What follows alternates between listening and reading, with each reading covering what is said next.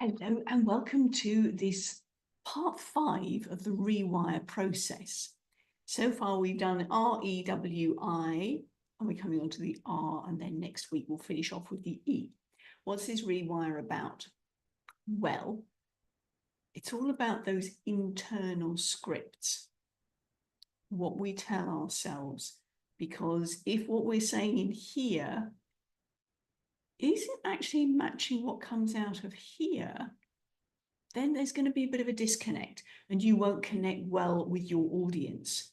So let's retrace our steps for a minute as we rewire our minds. So the R was for recognizing the things that we're telling ourselves. What are those scripts that we're running? Are they helpful? Are they not? I'm going to focus on the not so helpful ones at the moment. Some people call them limiting beliefs. I don't, because sometimes there may be occasions when they are actually quite helpful. It's context specific. But let's look at the ones that are not helping at all right now. So we've R for recognized, and we've written it down so that it's something objective now. It's on paper. We can look at it. We can tweak it. It's no longer running that software. You've taken it out of there and put it out on paper. That's the recognize. Now, if you are anything like me, and this is how this came about, the more you've been saying this, whatever it is, and let me give you an example. I'll give you the REWIRE first, and then I'll give you an example, a worked example. I was finding myself getting more and more anxious and more.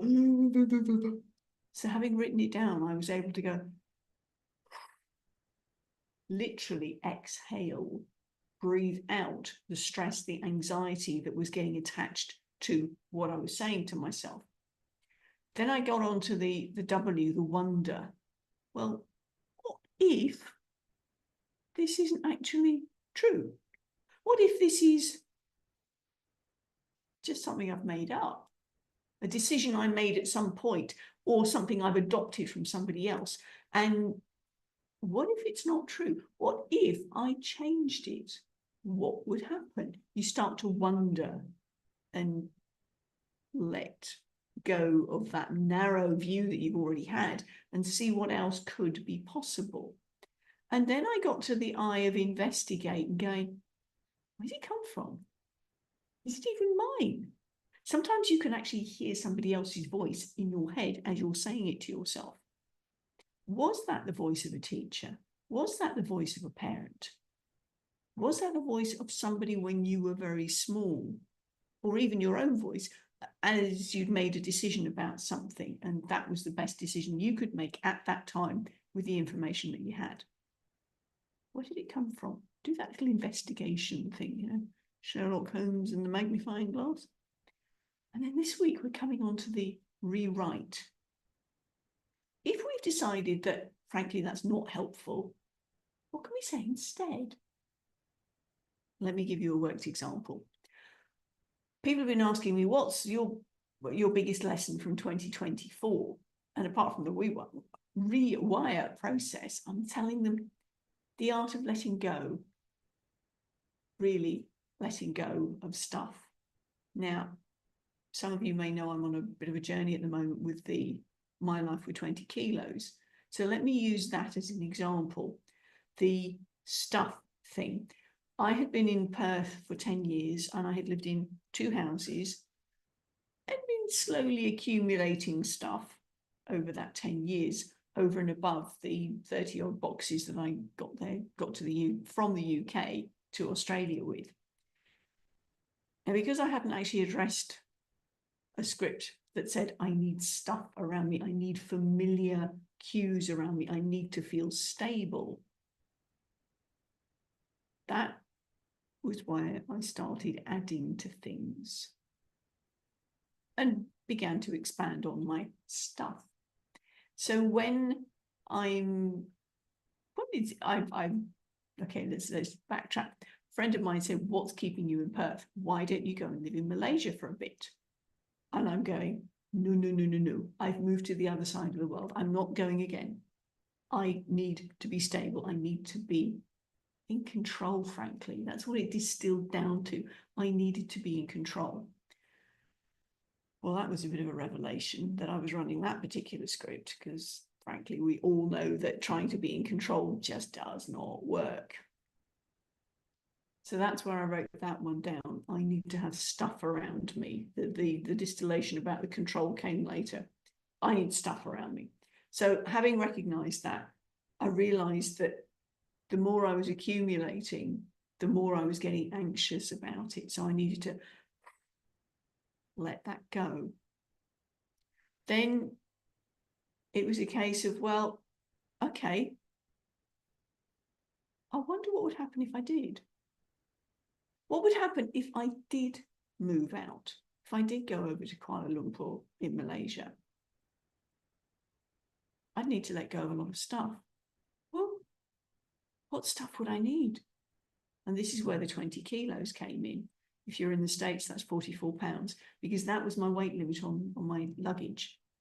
So it was a case of looking at the physical baggage that I was carrying. What did I actually need?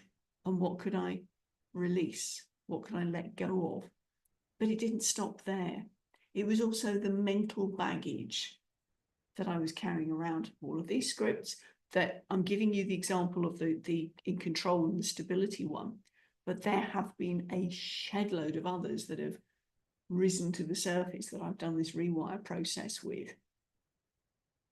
So this is when I started to wonder, well, what could happen if I let go of stuff? The physical stuff, the emotional, mental baggage. What about the spiritual stuff? Was there stuff there that I could let go of? Was there stuff there that I needed to pick up? It was all about the consciousness of what I was doing. Was I in control? No, I wasn't. Was I okay with that? Well, that was where the rewrite came in. I can trust that things will work out. I don't need to have all the answers before I take the first step. In fact, I don't need all the answers anyway, because I'm never going to have them. And that needing to be in control, that needing to have all the answers, was what was stopping me moving forward. So my rewrite was, I can trust that I'll live, not only survive, but thrive with what I need. And I can let go of everything else. Physically, in my case, mentally, emotionally, spiritually. Focus on the things that were really important. So that was the rewrite. Next week, we'll come on to the final letter in this rewire process. So as with every session that we've had in this rewire process, I'm going to encourage you to grab that journal. You've got the script that you've identified. Let's do one at a time. And we'll go with the R for recognize. Get that script written down. E for exhale. Remember that breathing session I did with you? If you haven't remembered that, go back and check those previous ones. Get wondering, what if it could be done differently? Open those horizons, see what could come out of it. And again, if you do this with a journal, you can just write to your heart's content and see what comes up. Then you can investigate, where did that one come from? Is it mine in the first place? Can I let it go? Because if it wasn't actually yours and is no longer serving you, that's when you come onto the R for the rewrite.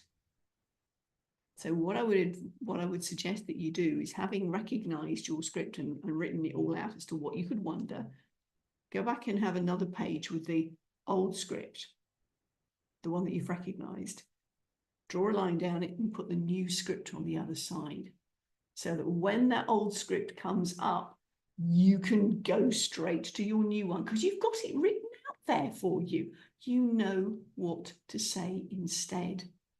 Because remember, your words have power just as much in here as they do out there. So that's what I've got for you this week. Grab that journal, recognize, exhale, wonder, investigate, rewrite, and come back next week for the E. In the meantime, Happy New Year, however you're going to mark it. We'll see you next week.